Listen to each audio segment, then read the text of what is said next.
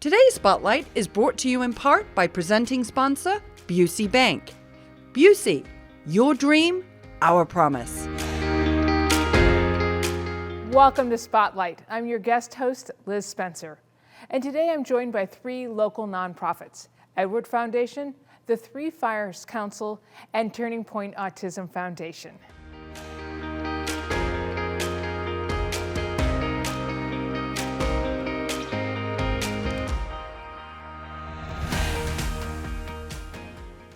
You're watching Spotlight, and joining me now representing the Edward Foundation is Brett Skeen. Welcome, Brett. Thank you so much for having me. I appreciate the opportunity. Tell me a little bit about how COVID has impacted the Edward Foundation and the work you do there. Yeah, we're kind of still dealing with the fallout of once in a lifetime, hopefully, pandemic situation. It's meant really changing a lot of our operation. This is a people-based, relationship-based existence for myself and my staff. And when you can't meet face-to-face and go to coffees or dinners and interact with donors or prospective donors, it's a challenge for sure. So we've had to really revamp the way that we approach building relationships with the community and trying to fund the hospital's work. Do you feel people have gone along with you on that? Because we've all had to cope from Zoom fundraisers to Zoom coffees or wines, not quite the same, but do you feel like they went with you?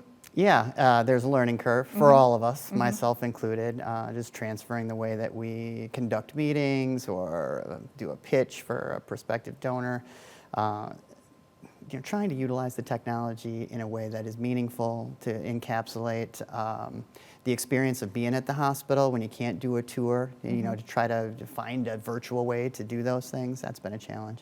Obviously, on the events front, we've had to change a lot of things, and fortunately, we have been able to continue doing a golf outing for the last couple of years, and that's a big event for our foundation. The gala is another story. It was a virtual experience for us last year. We're very pleased with the turnout and the support that the community showed for that. So they adapted to that quickly. But boy, people are sure anxious to get back together.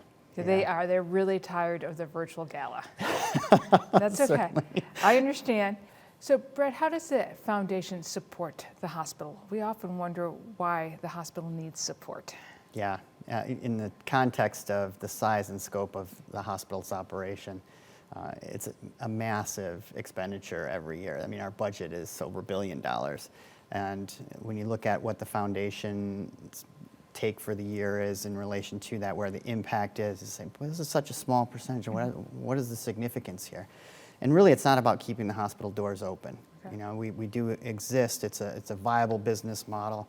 That said, healthcare is hugely expensive, which is why the budgets are so big, and the expenses don't stop. We have a number of fixed costs, which include keeping up facilities, keeping up with medical equipment that has a shelf life.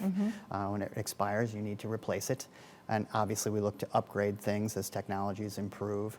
What the foundation really is there to do is not so much keep the lights on. The billing segment is meant to do that. What the foundation does is to help be a differentiator in terms of excellence. Care is never good enough. When it's your child or it's your mother or it's your neighbor or coworker who is in the emergency room or having an open heart procedure, whatever it might be, you want the very best for them. You want the optimal clinical outcome. You want their experience to be a positive one. And at the end of the day, you want their quality of life to be as good as it can be. Working in a hospital setting, as improvements are made available, that you can get that one step closer. And for us, that's something we take home every day. You see the impact of what you do on patients that are coming through the hospital on a daily basis. And you want to make darn sure you're doing everything possible to provide the best care. And that's really where the foundation has a role to play. You don't have to work in a hospital to share that passion. And I know that interacting with a number of businesses, individuals, or grant-making organizations that share that passion, that they are looking to make a difference, and that's what the hospital helps to do. Rather than buy the B-team equipment, which would be okay, with help and significant generosity, there are times when we can step up and get the A-class piece of equipment or the A-class facility, or offer a program that is not self-sustaining. Maybe insurance can't cover it, but it's a very specific community patient need that we're able to fill through monies that come in for operations for special patient programs. That's excellent. I think the idea of taking the hospital and making it excellent, and that's the foundation's work, I think that's well said, and really, I think, helps make it very clear. So there was some exciting news with the hospital, with Edward, of a merger with the North Shore University Health System. How does that impact what you do? Well, from our standpoint, there's nothing but gain and benefit. I'm very excited about the news coming out of this. Not too long ago, mergers were a different kind of scenario. From foundation standpoint, a lot of foundation operations were merging together and centralizing. We didn't do that during the Edward Elmhurst initial merger.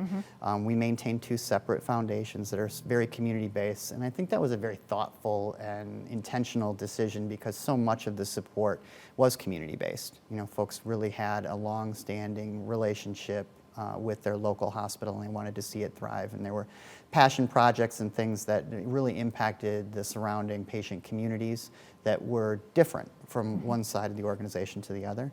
So the way to keep that focus and maintain trust and all of the relationships that had been built in the past was to operate both of those foundations independently and have them oversee the areas of care that were in their geography.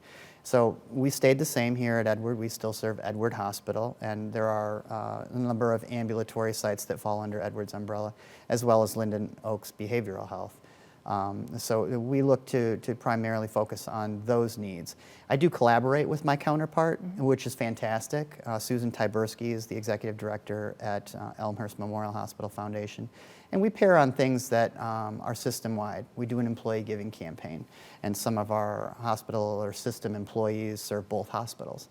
So where we can coordinate, have the same timetable, same approach, messaging overlaps in some regard, we have a very collaborative and working relationship. So we're in close contact, but we really have a primary focus on our individual needs within our communities. That is said to be the same approach we're taking with North Shore, right. And North Shore's prior engagements have gone that direction. So I look at this as an opportunity to have one more person to collaborate with who can, you know, bounce ideas and share best practices. So I think it's a very exciting opportunity. That is exciting. How can individuals or someone watching this interview get involved with the Edward Foundation and make a difference? Yeah, there's a number of ways. So we do have events every year. We do have a rescheduled gala this year that's set for December 2nd.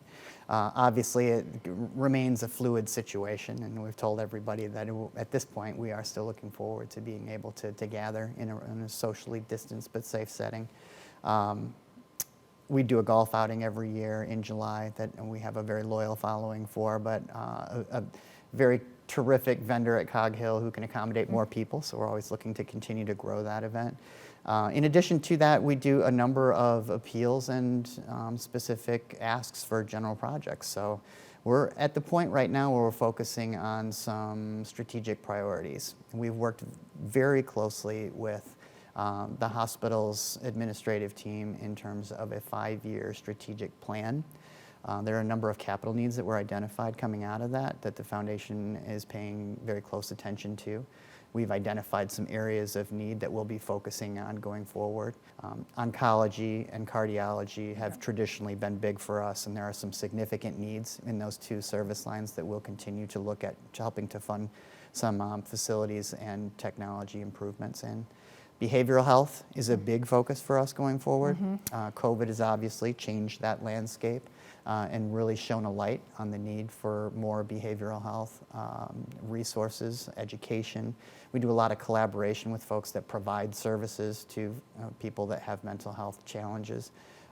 We want to make sure that we're in that space and doing the right work that we need to do to serve the needs of the community there. Well, you got a lot on your plate there, Brett. It is, but I look at it as an opportunity to really meet donors where they are. Everybody has a different interest. They've been through experiences. I always think philanthropy is the most meaningful when I'm taking the cue from the person who's donating versus having to fit the round peg in a square hole and say, this is our funding opportunity and this is all we're doing. When I have so much that I can really the philanthropic community can help or improve for our patient community at large. It's great to be able to ask donors what they're interested in and find that match that is meaningful for them.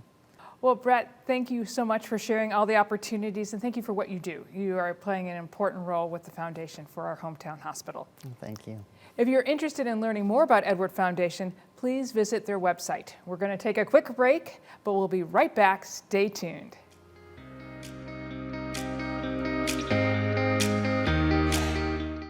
For more than 150 years, you've believed in Busey. Today, more than ever, we believe in you. To our healthcare workers, first responders, and local businesses, you're central to the communities we're proud to call home. Busey's grateful to partner with you and your families through life's ups and downs, today and for generations to come. Because as neighbors helping neighbors, we're in this together. Busey, grateful to serve the communities we call home.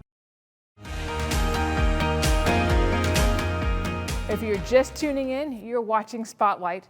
I'm your guest host, Liz Spencer, and joining me now are Clint Scharff and Myke Voort from the Boy Scouts of America Three Fires Council. Boy Scouts have been around for over 100 years, but give us some more recent updates. What's going on now? 110 years, wow. And we still do kind of the stuff we're famous for. Camping, outdoors, conservation, environmental stewardship. We've updated that with more STEM, really merit badge programs that are designed to equip kids with career interests for the modern day workforce. And maybe learn some life skills along the way. But in 2019, we also opened up our programs to all children, so boys and girls of all ages. So Cub Scouts, we have Cub Scout dens for boys and Cub Scout dens for girls, and we have Scout troops for boys and Scout troops for girls. Our venturing program has always been co-ed, and our exploring program has always been co-ed. So now all of our programs are open to the entire family. Well, that's exciting. So I think people always have this image of, Boy Scouts or Cub Scouts helping little women across the street. So what else are you doing that goes way beyond that? Yeah, I think that Norman Rockwell kind of nostalgia when you think about scouting, I think that's great. And I think people will recognize the fact that, kids that are involved in scouting care about others, doing a good turn daily and helping other people at all times, kind of ingrained into what we are. But conservation projects, environmental stewardship, rock climbing, kayaking, whitewater rafting, caving, shooting sports programs, and all that is really kind of wrapped up in a way to teach kids citizenship, leadership, and character education. So we're kind of tricking them with the fun stuff, and they're getting the good stuff on the back end. Right, it's all about teaching them life skills when they're not really paying attention because they're having so much fun being in scouting. Myke, tell me a little bit about Three Fires and the activities you do. Yeah, so we do activities for everybody. Like Clint said, we started having both girls and boys involved in the program. We also do programs for people outside of scouting as well. So our camp up in Elgin, Camp Big Timber, is a gorgeous property. We've invested quite a bit of money into it in the last few years, and it is state of the art. I mean, when I came back and started working for the council again, I was blown away by the campground that I went to when I was a kid, seeing all of the features and amenities we have there now. But we just got done with Big Timber Pumpkin Fest up there, which had a haunted hike and a trail and a drive-through, as well as we did a murder mystery show and a couple of other events up there. We're getting ready to do a holiday light show. We do an adult Easter egg hunt, and then we have day camps too. During the summertime, we run day camps for our Cub Scouts. But what a lot of people don't realize is that our day camps are not just for those Cub Scouts. They can bring siblings and friends. You don't have to be a scout to be a part of the scouting program. And I think that's one of the great things that not a lot of people realize. But we are here for the community. We want to teach all kids about the great things that scouting can do for them and about the fun that there is to have out in nature and all these STEM things and all the different stuff that they get to do. You mentioned the holiday light show. Yeah. Tell me about this. This is new for you. This is big for you. Yeah, this is huge. This is a brand new event we're putting on just this year for the first time ever. Out at camp, we've had some success out there with our Big Timber Pumpkin Fest the last 2 years. This is something completely different. It is for the holidays. We're going to have a half-mile walking trail with over 100,000 lights. All of those favorite things that people see, the light tunnels and the big words lit up. And I think I've seen some pictures of dinosaurs, and we have a couple of trees that are taller or bigger around than I am tall. So it's lots of these big dazzling light displays, and people will be able to go through that, like I said, over the trail. We're also going to have food trucks. We're going to have a hot cocoa and churro place out there. We're going to have the warming lodge. We'll have a couple of special event nights. So we're looking at doing a rock and roll night, maybe having a Disney night, doing something a little different for the kids. And this is great because it runs not just, we start right after Thanksgiving. So it's that first weekend right after Thanksgiving, and we run all the way through the month of December. So it's every Wednesday through Sunday at the camp. You can come out, you get to see the gorgeous winter wonderland we're building out there. So when the snow drops, I'm sure it's going to be gorgeous. Before the snow drops, it's going to be just as pretty with all of those lights out there. They're setting up right now, so it's going to kick off, and we're going to turn on the switch on November 26th. It's going to be a lot of fun. That's exciting. Do you have to make a reservation for your family, or how do we get tickets? Yeah, so you can buy tickets online at bigtimberbrilliance.org. So there you can go in, you buy the tickets. Depending on the night that you choose, the ticket prices are a little different, but we have prices for kids as well as adults. And then like I said, there will be food and things like that there as well that you can purchase on the side when you're there. Right, so you're making it's an evening out. Yes. Definitely, for the entire family. I love hearing that. This Scouts includes the family, because the Scout comes with a family, so you might as well bring them all together. So that's a great thing. So Clint, tell me, beyond these wonderful events, what does the future hold for Scouting? We're pretty excited about where we're going. We're serving more young people in the community. We're focused on bringing Scouting programs to parts of our community that may have not had equal access to Scouting. So really reaching out to Hispanic communities especially. And we see some positive growth there as well. So we're excited about just bringing more of what we do to more families, getting past these times, getting life back to a little bit more normal. We're excited to see families doing that. We've had over 1,000 families already join our program this fall alone. So we're excited about continuing that out. We're going to be doing more workshop programs at Big Timber moving forward. So we'll have community workshops, outdoor cooking classes, conservation programs, insect, bird study, mammal study, fish and wildlife, soil conservation. Those will be open for Scouts and non-Scout families as well. And you'll just have to register a class at, you go to threefirescouncil.org and look at our calendar and pick a workshop you want to participate in. That's wonderful. How can people support Scouting? There's two things we need more than anything else. Okay. There's always two things. An easy way to do it is to come out and buy a ticket to Big Timber Brilliance. So bring the family out and see that. We'll have information booths out there about Scouting as well. But always volunteerism. We serve on an average year about 10,000 young people. And our ability to serve those young people, it really dependent on the number of volunteers we have. So if you've got some time and a talent to donate, contact us at threefirescouncil.org, and we'll find a place for you to plug in with the local Scout program. And the other thing, if you can't give time, maybe give a couple dollars. Right. So go back to our website, there's a Donate Now button, and we'd be glad to accept your gift and put it to work right here in our community, supporting local families.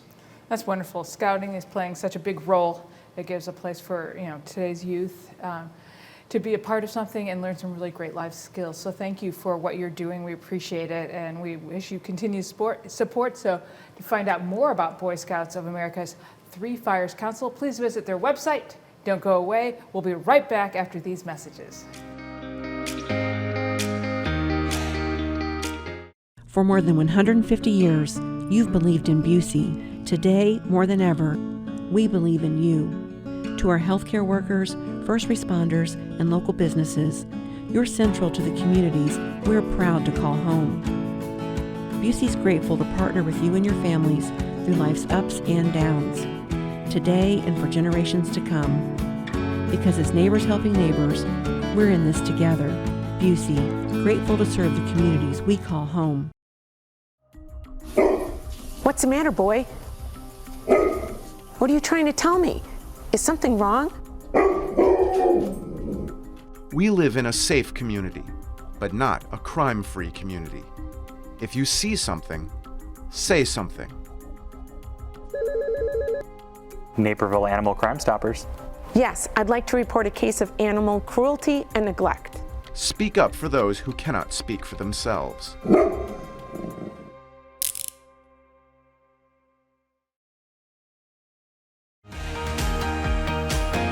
Welcome back to Spotlight, and joining me now from Turning Point Autism Foundation is Carrie, Provenzale, and Arnold, Cruz. So nice to have you. Welcome back. Thanks for having us. Carrie, give us a little bit of an update on what Turning Point is doing right now. What are your challenges? Yeah, so Turning Point has been here in Naperville for 15 years now, but we have really evolved, not just in the last 2 years because of the pandemic, but in general, Turning Point has continued to grow its best practice programs. We started as a middle school. Now we go all the way down to age 5 and all the way up to age 35 with different programs and pilots to really ensure that we're offering best practice programming for students who are learning with autism. Wow, and have you seen an increase in students needing your services? So over Turning Point's 15-year history, we have grown, and that has been very steady and natural. But as the increase in number of children diagnosed with autism, which is now 1 in 54, we, in just the last 2 years now, have seen an explosion of people looking for services. And sometimes it's services we aren't offering yet, which is how we develop these pilots to meet the need in the community and really help serve more families. But we have over 50 referrals on our wait list right now since the pandemic started. Wow, that's impressive.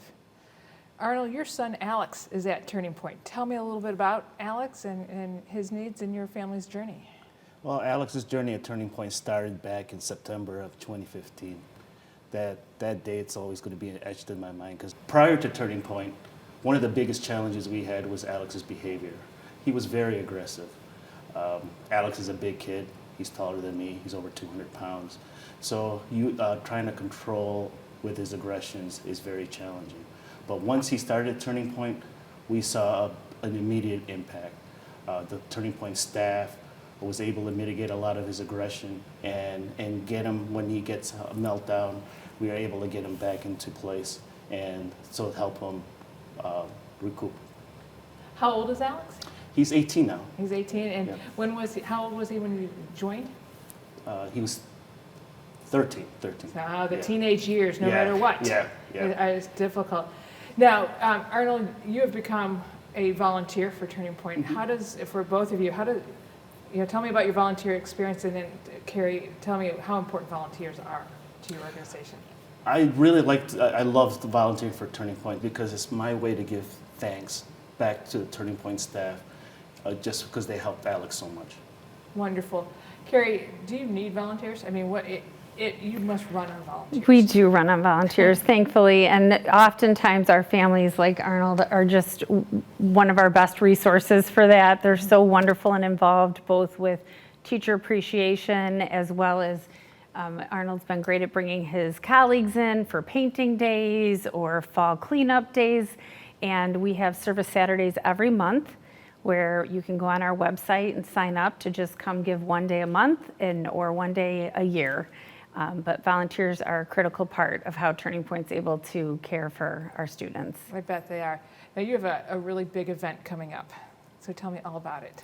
Yeah, so we are in the middle of our raffle. We have a beautiful infrared red Lexus LC500 coupe. It's been donated by Lexus of Naperville, and we are raffling off, we're just gonna sell 2,500 tickets, so it's very limited. And on December 3rd, we're gonna draw a winner of that car, and it's, I think it's $112,000 value, and this fundraiser is gonna be really pivotal because we've continued to have additional expenses dealing with the pandemic, as well as canceled events because of the pandemic. So this is going to really help us with balancing our budget this year. And it's a great way for anybody to get involved because even if you're not interested in buying a ticket, you can just share the raffle with your network and your community and help us sell out and have a really big success. So if somebody's interested in purchasing a ticket, where do they go? How do they? You can go right to our website. It's turningpointautismfoundation.org, and it's probably one of the first pictures you're going to see is a beautiful picture of that car. Great. So we can purchase right through your website and purchase as many as we want because 2,500 isn't a lot. So my odds are pretty good. Your odds are pretty good, Liz. They are pretty good, right? Well, because you enter raffles all the time and they're huge, and that's just so. And of that ticket, all of it goes back to Turning Point. Yes, and we have some really important budget holes to fill because of COVID, additional PPE equipment, as well as filtration systems, additional staff to make sure we're sanitizing all day long. And so all of those costs it's going to help us with, as well as developing some exterior spaces for our students to really enjoy our outdoor spaces, which are a little more limited, but we're not making good use of this space. And we hope this project is going to help our students have some more time with nature and, you know, destination points for them to get out of the building for preferred breaks and things like that. So how many total students do you have now with Turning Point? So in a year, we serve about 75 families, and it's from really about an hour radius around Naperville. Okay. So a lot of Naperville families, but the surrounding community as well. And somebody can come, because you now go from like 5 to 35. So you could potentially have a kid for a long time. You're going to have Alex for a long time, because I know he just loves you. So we hope to have Alex for a long time. Right. Yeah, I was saying earlier to Arnold, he rules our school, that kid. So he's just done, nobody has worked harder than Alex. Mm-hmm. We say that all the time about our students, as much as the team is constantly learning and developing new best practice so that we are doing the appropriate interventions and helping our kids make progress. Nobody's working harder than our kids. Mm-hmm. I mean, they're in therapy most of their day to overcome challenges and adapt to what is being expected of them from all of us. So they're just the most hardest working people I know. Well, and it's such important work that you're doing, because, you know, they have to function in this big world, and so everybody needs to learn how to do their best. Yes. I think you probably help all of us in many ways. Yeah, especially Turning Point's programming really focuses on communication skills, independence, and then, like Arnold was saying, socially appropriate behaviors to help them navigate the world. Thank you so much for what Turning Point does for the community. It's so important. Arnold, good luck to Alex. Thank you. If you want more information about Turning Point Autism Foundation, please visit their website. We're going to take a quick break. We'll be right back.